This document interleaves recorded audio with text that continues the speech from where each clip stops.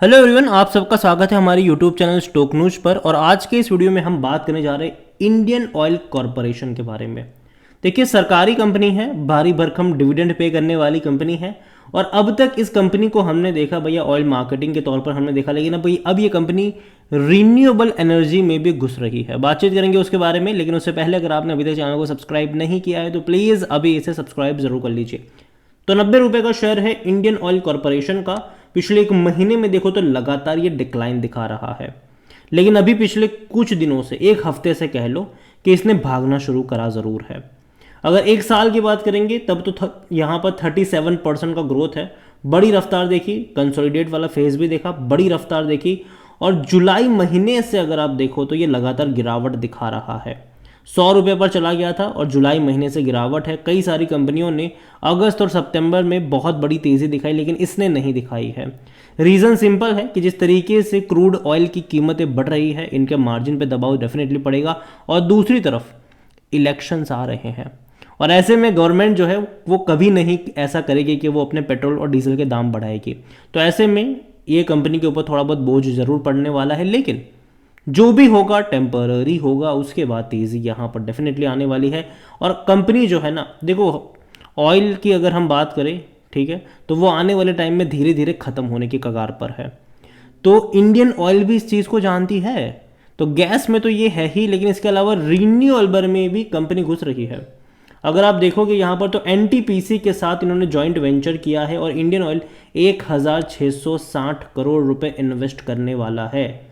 और ये बड़ी प्लांट है, मतलब अब बड़ा प्लान है ये आप कह सकते हो।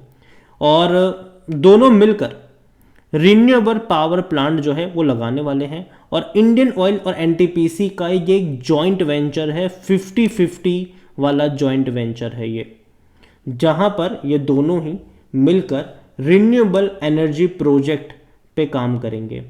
और इसमें इंडियन ऑयल जो है वो 1660 करोड़ रुपए लगाने वाला है, और उसके बदले 50% इक्विटी शेयर जो है वो यहाँ पर इनको मिलने वाला है। तो अच्छी बात है। और इतना ही नहीं, ईवी वाला सेगमेंट भी जो आ रहा है, इलेक्ट्रिक व्हीकल्स भी फ्यूचर में डेफिनेटली रूल करने वाले हैं। तो ऐसे में जो इलेक्ट्रिक चार्जिंग स्टेशन है उसको भी सेटअप करने का काम इंडियन ऑयल कर रहा है, ठीक है। और जहाँ तक वॉल्यूम्स की बात करिए तो 86 लाख से भी ज़्यादा की क्वांटिटी में शेयर यहाँ पर आज ट्रेड होते नजर आए। कंपनी में अगर आप देखोगे तो according to Moneycontrol user 100% लोग कह रहे हैं खरीदारी करो। यहाँ पर आप देखोगे तो नंबर्स डेफिनेटली इनके काफ़ी अच्छे रहे फाइनेंशियल ईयर 2023 में, लेकिन अगर आप क्वार्टरली परफॉर्मेंस पे देखोगे तो डिक्लाइन फेस चल रहा है। अगर आप प्रॉफिट वाइज देखोगे तो डेफिनेटली तेज़ी यहाँ पर ज़रूर है, क्योंकि देखो पहले क्या था, डेफिनेटली मार्जिन पे असर पड़ा था, दिक्कत में थी ये कंपनी, लेकिन अभी चीज़ें बेहतर हो रही है। अभी सितंबर क्वार्टर के नंबर देखने रहेंगे कि वो कैसे आते हैं। और जहाँ तक वैल्यूएशन की बात करें तो ये महंगा तो पहली चीज़ नहीं है। इसका जो पी है वो 5 का है, सेक्टर पी 17 का है। 52% एनालिस्ट कहते हैं खरीदारी करो। शेयर होल्डिंग को लेकर देखा जाए तो प्रमोटर यहाँ पर गवर्नमेंट है, 51.50% की होल्डिंग है, और ये लेटेस्ट शेयर होल्डिंग पैटर्न है। बड़े बड़े फंड हाउस बड़ी क्वांटिटी लेकर बैठे हैं, 2.09% म्यूचुअल फंड, 8.75% डोमेस्टिक, 7.84% एफआईएल्स, रिटेल और अदर की मिलाकर बनती है 29.82% की होल्डिंग, जिनमें से रिटेल इन्वेस्टर 5.01% की होल्डिंग पर बैठे, जबकि अदर पार्टीज 24.82% की होल्डिंग पर है। तो देखा जाए तो अदर पार्टीज काफ़ी बड़ी क्वांटिटी यहाँ पर लेकर बैठे। देखो ओवरऑल कंपनी पसंद है, लेकिन हाँ, खरीदारी के मौके तभी बनेंगे जब भी आपको सस्ते वैल्यूएशन के ऊपर मिल रहा हो, क्योंकि इसका अगर आप ग्राफ देखोगे तो अप्स डाउन वाला ग्राफ ज़रूर है।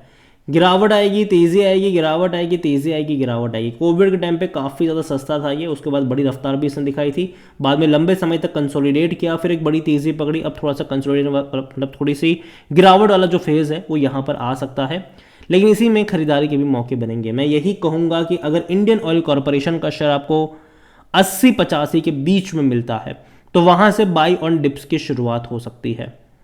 80-85 से बीच में बाय ऑन डिप्स का मतलब ये है कि भैया थोड़ी सी क्वांटिटी ऐड करो, उसके बाद हर 10-15% के डिक्लाइन पे धीरे धीरे ऐड करते चले जाओ लॉन्ग टर्म के लिए। कुछ लोग ये भी कहते हैं कि अगर आने वाले दौर में अगर ऑयल ख़त्म हो गया तब क्या होगा। तो अगेन कंपनी अपने आप को पिवट कर रही है, रिन्यूएबल एनर्जी में भी है कंपनी, और जिस तरीके से ईवी वाला स्पेस भी जो बढ़ रहा है वहाँ पर भी कंपनी अपने आप को एस्टैब्लिश जो है वो कर रही है।